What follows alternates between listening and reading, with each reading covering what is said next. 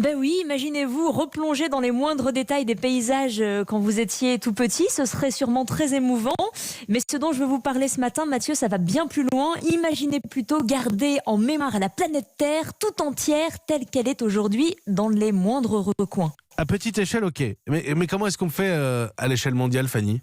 Ah ben c'est comme tout d'abord beaucoup d'argent, des acteurs internationaux et puis aussi la vie d'un homme, un scientifique qui s'appelle Chris Fisher et qui s'est lancé dans un programme titanesque mais très sérieux qu'il a baptisé The Earth Archive, qu'on est l'archive de la planète.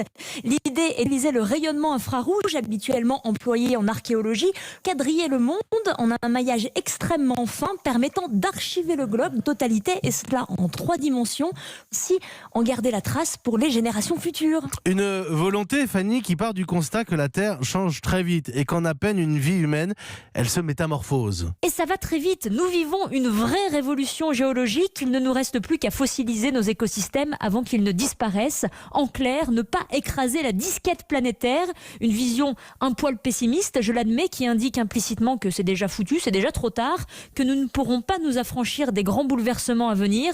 Ces archives pourraient alors être l'ultime cadeau fait aux générations futures qui pourront s'en servir comme fil d'Ariane ou bien dans le pire des cas comme Madeleine de Proust.